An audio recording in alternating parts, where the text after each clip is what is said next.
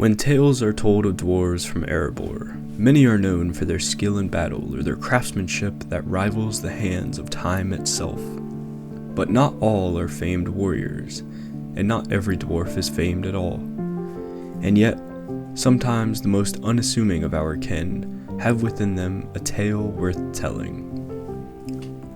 This is the tale of Gimrak, son of Baron, who learned that honor and pride often hide in the smallest stones deep within the mountain, if only one knows where to look. Gimrak, you waste time on trinkets and carvings while the mountain is being built anew. Join the miners or the warriors, lad. There's glory in it, not in these baubles. To each his path, Dolnir.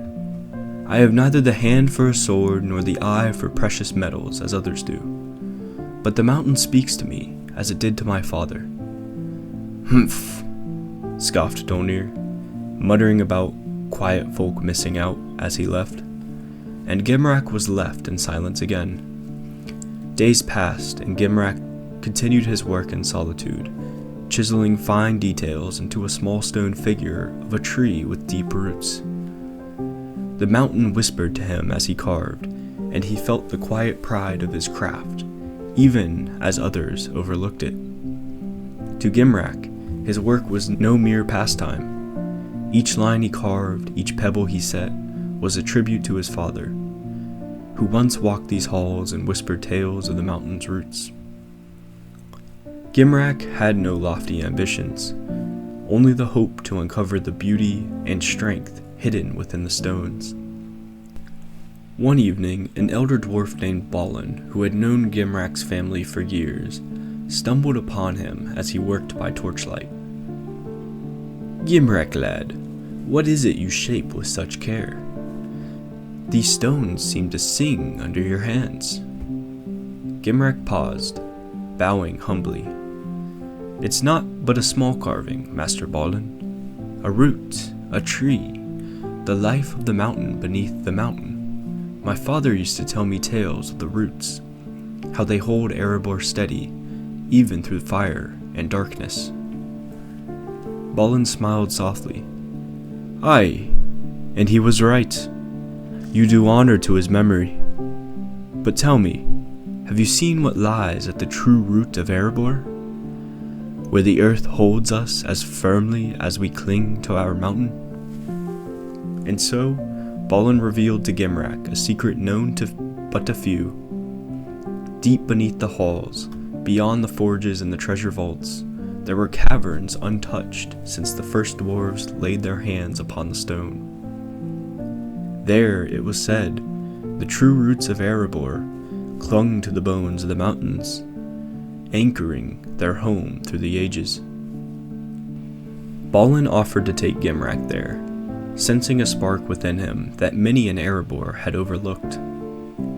After a journey down ancient paths by torchlight, they arrived in a massive cavern, where stalactites hung like the teeth of a great beast. In awe, Gimrak gazed around him. By Durin's beard! This is where it all began. The air was thick with the scent of stone and earth, and Gimrak felt the presence of his ancestors in every shadow. He placed his hand upon the cool rock, feeling the heartbeat of Erebor, a quiet strength that dwarven eyes seldom beheld.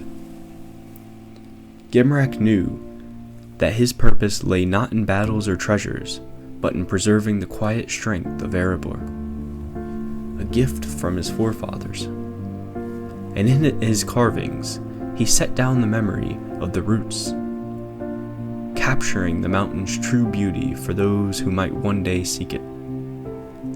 Days later, Gimrak returned to the stone carvings with a new sense of purpose, his hands steady, his heart as solid as the roots he'd seen. His carvings were proudly displayed in a hidden alcove of Erebor, a legacy not of riches but of resilience.